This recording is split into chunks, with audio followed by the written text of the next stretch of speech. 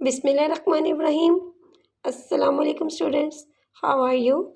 I hope you're all fine. Welcome to in online class subject Urdu. I am your instructor Ms. Zunaira. Today we will start the new lesson. सबक number 12। सबसे पहले मैं आपसे एक सवाल पूछना चाहूँगी। हमारे वतन का क्या नाम है? सोचिए और बताइए कि हमारे वतन का क्या नाम है। जी, हमारे वतन का नाम पाकिस्तान है। हम अपने प्यारे वतन पाकिस्तान से ताल्लुक़ रखते हैं।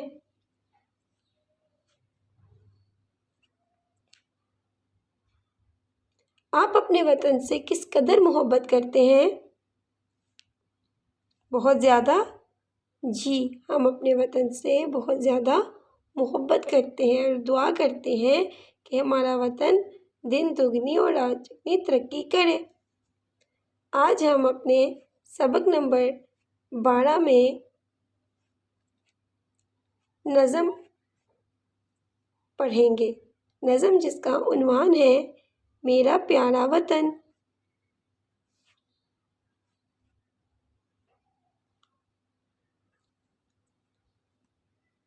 इस तरह से आपका ये बुक का 74 पेज है, जिसमें हम मेरा प्यारा वतन की बुलंद ख्वानी करेंगे, तलफ़्फ़ुज़ सीखेंगे। दौलत, फूले, अज़मत, लहलहाते, फ़िदा, सदा। मेरी इज़्ज़त है ये, मेरी दौलत है ये, मेरी अज़मत है ये, मेरी जन्नत है ये, मेरा प्यारा वतन। नज़म में शायर ने अपने वतन की तारीफ़ करते हुए कहा है कि मेरा वतन जो है मेरे लिए सब कुछ है।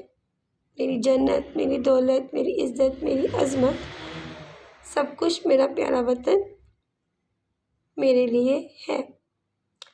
इसके दरिया बड़े ताज़गी से भरे, बाग फूले फले लहलहाते हुए, मेरा प्यारा वतन। यहाँ पे शायरा अपने वतन की खूबसूरती का जिक्र कर रही हैं कि मेरे वतन के जो दरिया हैं वो बहुत ही दिलकश मंज़र पेश करते हैं। बागों से मुराद वो फल फूल पौधे खेत और हरे भरे मनाजिर हैं जो कि हमारे वतन में मौजूद हैं। इसके चश्मे जवां, इसमें नहरें रवां, जंगल और वादियाँ इससे अच्छी कहाँ, मेरा प्यारा वतन। अब इस बंद में भी शायरा ने बहुत ज़्यादा तारीफ़ की अपने वतन की कि मेरे वतन की जो चश्मे हैं, जो नहरें हैं, जो जारियों सारी हैं जो कि बह रही हैं, और यहाँ के जंगल और वादियाँ इतनी अच्छी, इतनी प्यारी, इतनी खूबसूरत हैं कि मैं अपने वतन की तारीफ़ किए बगैर नहीं रह सकती। ये वतन है मेरा, मैं हूँ इस पे फ़िदा, इस पे रखे खुद अपनी रहमत सदा, मेरा प्यारा वतन। इस आखिरी शेर में शायरा अपने वतन के लिए दुआ कर रही हैं कि अल्लाह ताला हमारे वतन पर अपनी रहमत सदा बनाए रखे, सदा यानी हमेशा, और मेरा वतन हमेशा इसी तरह तरक्की करता रहे, यानी दुआ कर रही हैं। तो अब आप सोचें और बताएं इन सवालात के जवाबात कि वतन के दरिया कैसे हैं। तो इस नज़म से हमें पता चला कि मेरे वतन के दरिया बहुत बड़े और ताजगी से भरे हैं। वतन के बारे में क्या दुआ मांगी गई है? वतन के बारे में दुआ मांगी गई है कि अल्लाह ताला हमारे वतन पर अपनी रहमत हमेशा के लिए बनाए रखे। हमने सबक से सीखा है कि मेरा वतन ही मेरे लिए सब कुछ है। मेरे वतन के नज़ारे बहुत खूबसूरत हैं।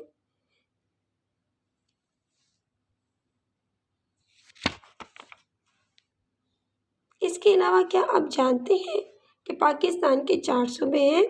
पंजाब, सिंध, खैबर पख्तूनख्वा और बलूचिस्तान। इसके अलावा कश्मीर, गिलगिस्तान भी पाकिस्तान का हिस्सा है।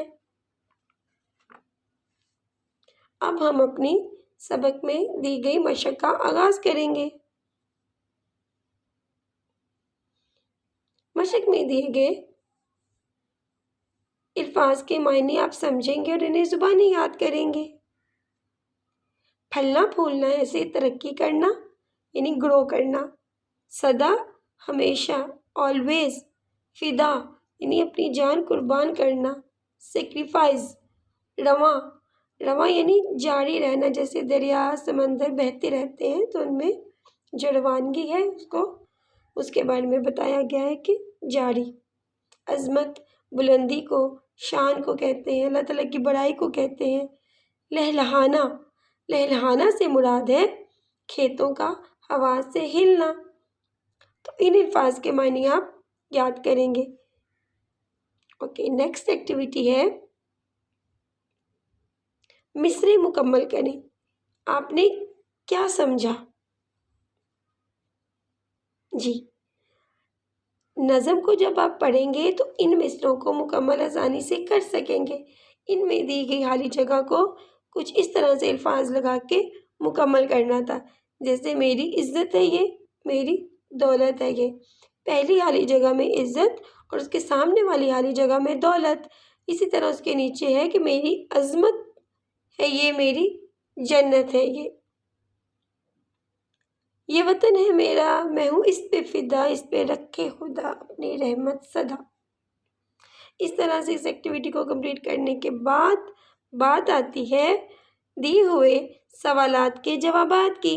अब आप सवालात के जवाबात अपनी किताब पर ही मुकम्मल करेंगे। पहला सवाल है सफ़ा नंबर 75 पर, वतन को जन्नत क्यों कहा गया है? खूबसूरत नज़ारों की वजह से वतन को जन्नत कहा गया है। इसके बाद आप अपनी बुक पर पेज नंबर 76 खोलेंगे और अगले पेज पर दिए गए नेक्स्ट 2 क्वेश्चन के आंसर किताब पर ही लिखेंगे, जिसमें से पहला सवाल है कि इस नज़म में बाग से क्या मुराद है? बाग से मुराद फूल, फल और हरे भरे खेत हैं। उसके बाद आपके पास सवाल आता है कि आप अपने वतन के लिए क्या दुआ मांगते हैं? हम अपने वतन के लिए दुआ मांगते हैं कि हमारा वतन हमेशा आबाद रहे और तरक्की करता रहे। इन सवालात के जवाबात आप अपनी किताब पर ही मुकम्मल करेंगे और याद करेंगे। अब हम नेक्स्ट एक्टिविटी देखते हैं मिलकर बात करें। ये एक्टिविटी आपकी प्रैक्टिस एक्टिविटी होती है, जिसमें आपकी जो है स्पीच थेरेपी बेहतर होती है। आपका कॉन्फिडेंस लेवल जो है बेहतर करने के लिए ऐसी एक्टिविटीज़ स्कूल्स में कंडक्ट की जाती हैं। कोविड की वजह से ऐसी एक्टिविटीज़ से भी गुरेज किया जा रहा है, लेकिन जहाँ मौका मिलता है स्कूल वाले कोई भी ऐसी एक्टिविटी को ज़रूर कंडक्ट करते हैं। ग्रुप बनाएं और ग्रुप का हर रुकन अपनी पसंद का एक शेर सुनाए। ये एक्टिविटी क्लास में इजीली कंडक्ट हो सकती है जब हम इस नज़म की रीडिंग दोबारा से 1 बाय 1 सबसे करवाते हैं। इसके बाद दी हुई तस्वीर किसी तकरीब की है। आपको इस तकरीब में क्या बात अच्छी लगी? आपको मौका मिले तो आप किस तरह तकरीब मनाएंगे? हमें पता चल रहा है कि इस तस्वीर में जो बच्चे हैं वो छोटे हैं और इनको पाकिस्तान के झंडे पकड़ाए गए, यानी ये 14 अगस्त के हवाले से जो सेलिब्रेशन है उसको एंजॉय कर रहे हैं। जैसे कि हमने 6 सितंबर हम मना लेते हैं स्कूल्स में, तो इस तरह की एक्टिविटीज़ जो हम कंडक्ट करते हैं उसमें बच्चों का जो है कॉन्फिडेंस लेवल इम्प्रूव होता है।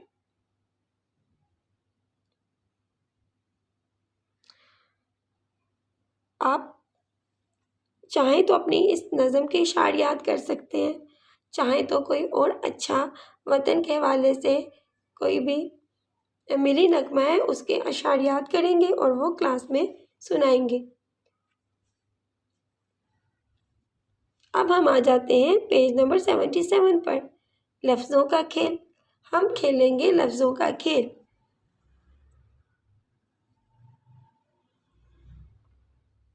दिए हुए लफ्ज़ों में छोटी ये वाले और बड़ी ये वाले लफ्ज़ अलग कर नीचे खानों में लिखें।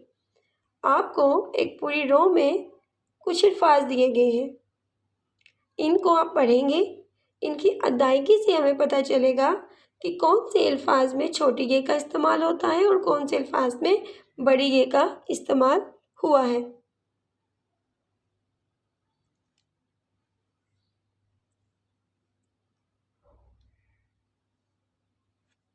अब आपकी आसानी के लिए सबसे पहले मैं छोटी ये वाले अल्फाज ज़ाहिर करूँगी आपकी स्लाइड में। जी देखें, तीर, ते ये रे, तीर। इसमें छोटी ये का साउंड हमें समझ में आ रहा है।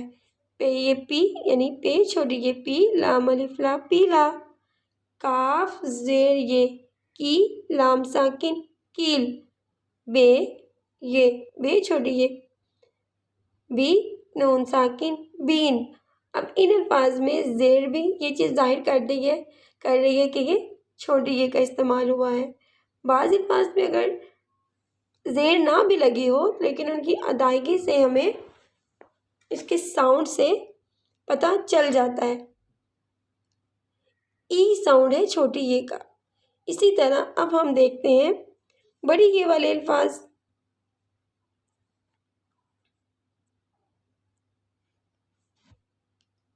तेल, शेर, मेल, पैर। इन अल्फाज में बड़ी ये का साउंड जो है ए। ते ये ते, लाम साकिन तेल, शीन ये शेर, रे साकिन शेर, मीम ये लाम मेल, पे ये रे पेड़। इस तरह से इन अल्फाज को आप समझकर इन बॉक्सेस में लिखेंगे। अब हम सीखेंगे नेक्स्ट एक्टिविटी में कवायद सीखेंगे। कवायद यानी ग्रामर।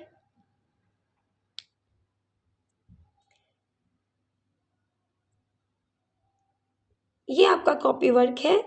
ये आप बुक पे करने से पहले कॉपी पर कंप्लीट करेंगे। उसके बाद बुक में दी गई एक्टिविटी को हम कंप्लीट करेंगे। आप अपनी कॉपी पर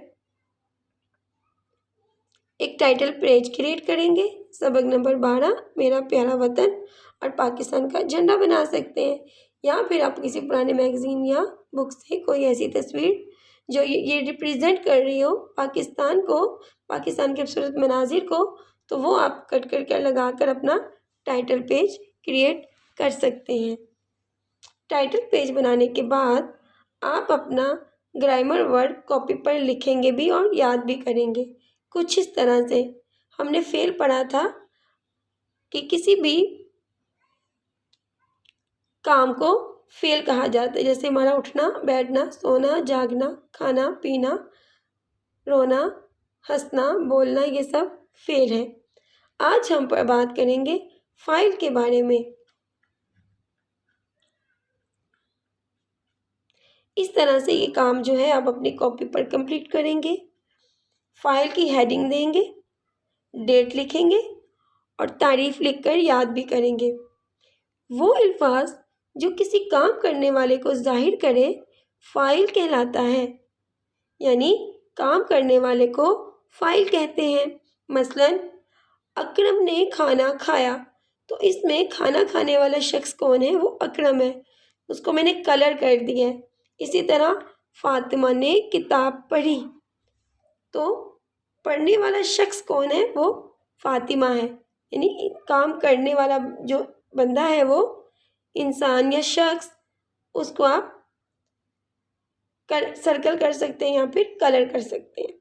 जैसा कि बिल्ली भागी, भागना बिल्ली का काम है लेकिन खुद वो फाइल है, तो इसलिए हम फाइल पे कलर कर देंगे। तोता बोला, तो तोता फाइल है और बोलना उसका फेल है। इस तरह से इस फ़र्क को आप आसानी से समझ सकते हैं। इसके बाद ये काम आप अपनी कॉपी पर कंप्लीट करेंगे। वीडियो को स्टॉप कर आप इस काम को कॉपी पे लिखेंगे। या फिर शॉर्ट स्क्रीन लेकर आसानी से लिख सकते हैं। कॉपी पर लिखेंगे भी और याद भी करेंगे। इसके बाद एक और उन्वान है हमारे पास, वो भी आप कॉपी पर लिखेंगे और याद करेंगे। मफूल। मफूल के बारे में भी आप इस तरह से एक पेज पे, अपनी कॉपी के ही पेज पर, नेक्स्ट पेज पर, फाइल के आगे वाले पेज पर मफूल की हेडिंग देंगे, अपने डेट लगाएंगे और इसकी तारीफ को कुछ इस तरह से लिखेंगे। जिस चीज़ पर काम किया जाए उसे मफूल कहते हैं। जिस चीज़ पर काम किया जाए उसे मफूल कहते हैं। मफूल ऐसी चीज़ जिस चीज़ पर काम वाक़ई हो मफूल कहलाता है। जैसा कि बिल्ली ने दूध पिया, तो बिल्ली ने दूध पिया। अब दूध ऐसी चीज़ है कि दूध है तो वो पी रही है ना, दूध पर काम हो रहा है, तो इसलिए दूध जो है वो मफूल है। बच्चा झूले में सोया। अब बच्चा सो तो रहा है, कहाँ सो रहा है? अब यहाँ झूले में या बिस्तर में, तो ये मफूल है। अकरम ने सांप को मारा। अगर होता अकरम ने मारा तो हमें मफूल ना पता चलता। अब हमें पता है कि उसने किसी चीज़ को मारा है, वो चीज़ क्या है? सांप है। तो इस तरह से सांप जो है वो मफूल है। अब इसी पहले वाले आप सेंटेंस को दोबारा से समझ लें। बिल्ली ने दूध पिया। अब इसमें अगर फाइल देखा जाए तो बिल्ली है, पिया, पीना उसका काम है, तो ये फेल है, और दूध मफूल है क्योंकि दूध पर काम हो रहा है। इस तरह से जुमले में फेल और फाइल और मफूल को समझना आसान हो जाएगा। अब आप आ जाए अपने बुक वर्क पे।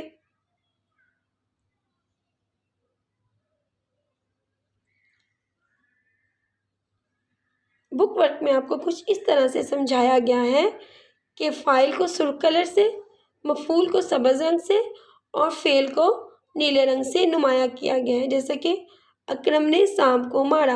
अकरम फ़ाइल है तो रेड कलर से लिखा गया है, सांप मफूल है उसको ग्रीन कलर से, और मारा ब्लू कलर से, यानी वो फ़ेल है। तो दिए हुए जुमलों में फ़ाइल, फ़ेल और मफूल को अलग अलग करें। यहाँ पे जो 4 जुमले आपको यूँ इस तरह से दिए गए हैं। ज़हरा ने बिल्ली को दूध पिलाया। फ़ातिमा ने मुर्गी को दाना डाला। बाबा जी ने बच्चे को प्यार किया। लड़कों ने क्रिकेट खेली।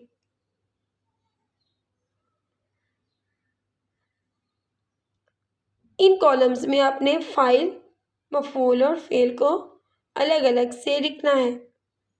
अगर आप कलर पेंसिल से लिख लेंगे उन्हीं कलर को जिनको उन्होंने फ़ाइल, मफूल और फ़ेल के लिए नुमाया किया है, तो ज़्यादा अच्छा हो जाएगा।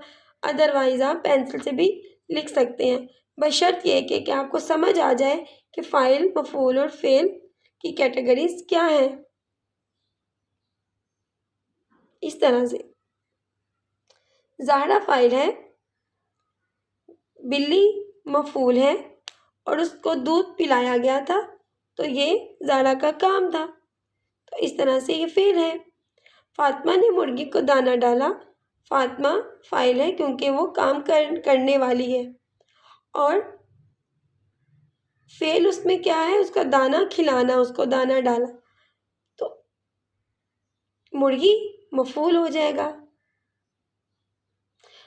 दाना डाला और खिलाया, यहाँ पे खिलाया लिखा गया है मुझसे, तो दाना डाला भी हो या दाना खिलाया हो, ये फ़ेल है। इसी तरह बाबा जी ने बच्चे को प्यार किया, तो बाबा जी फ़ाइल है क्योंकि वो काम करने वाले, प्यार करने वाले हैं ना, तो किसको? बच्चे को, ये मफूल है, और प्यार करना उनका काम था। इसी तरह यानी फ़ेल। और लड़कों ने क्रिकेट खेली। अब लड़कों क्या है? फ़ाइल, क्रिकेट मफूल और खेली फ़ेल। इस तरह से इस एक्टिविटी को अपने बुक के सफ़ा नंबर 7 पर कंप्लीट करें। और नेक्स्ट एक्टिविटी है हमारी पढ़ें। इसमें स्पीच थेरेपी यानी पढ़ने की एक्टिविटी को बार बार मशक करने का इसलिए कहा जाता है ताकि आप लोगों की रीडिंग इम्प्रूव हो सके। शेर को आहंग से पढ़ें और फिर इसकी नसर पढ़ें। अच्छा, नसर ऐसी उसे कहते हैं किसी भी जुमले में मिसरे को जुमले में तब्दील कर देना और उसमें कोई इजाफी अल्फाज का इस्तेमाल भी ना करना। कोई सिंपल सा और है ये इस तरह के रुफ़े जार का इस्तेमाल करते हुए मिसरे को जुमले में लिख देना नसर कहलाता है। मेरी अज़मत है ये, मेरी जन्नत है ये, इसको नसर यानी सिंपल जुमले की सूरत में कुछ इस तरह से लिखा गया है, ये मेरी अज़मत है और ये मेरी जन्नत है। ये वतन है मेरा, मैं हूँ इस पे फ़िदा। नसर कुछ इस तरह से है, ये मेरा वतन है और मैं इस पर फ़िदा हूँ। इस पे रखे खुदा अपनी रहमत सदा, खुदा इस पर सदा अपनी रहमत रखे। इस एक्टिविटी की रीडिंग करने के बाद आपसे नेक्स्ट एक्टिविटी में पूछा गया है कुछ नया लिखें, यानी अपने घर का पता अपने यहाँ पे खूबसूरत लिखना है। आप जिस गली में रहते हैं गली नंबर लिख सकते हैं, आप जिस फ्लैट में जिस हाउस में रहते हैं उसका हाउस नंबर यहाँ लिख सकते हैं, फिर आप जिस एरिया में रहते हैं जिस मोहल्ले में रहते हैं मोहल्ले का नाम और फिर शहर का नाम लिखने के बाद आपका जो घर का पता है वो मुकम्मल हो जाता है। तो आप अगर किसी कॉलोनी में रहते हैं तो आप यहाँ पे अपने घर का पता बहुत आसानी से लिख सकते हैं। नेक्स्ट एक्टिविटी है आओ बात काम करें।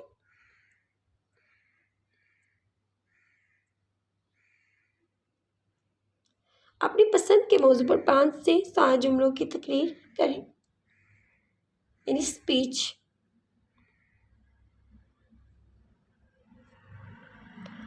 तकरीर करने के लिए जुमलों की अदायगी, तलफ़ुज़, रवानी, लबो लहजे का ख्याल रखना बहुत ज़रूरी होता है। इस मौजू पर आपकी एक्टिविटी क्लास में आपकी टीचर कंडक्ट करवा सकती हैं कि कोई भी टॉपिक हो, जैसे 6 सितंबर के हवाले से कुछ बच्चों ने स्पीच जो थी वो तैयार की थी और इस तरह से टीचर डे आ रहा है हमारा 5 अक्टूबर को, तो आप टीचर के हवाले से अपने उस्ताद के हवाले से कोई स्पीच पर 5 से 6 जुमले या 7 जुमले तकरीर के लिए तैयार कर सकते हैं।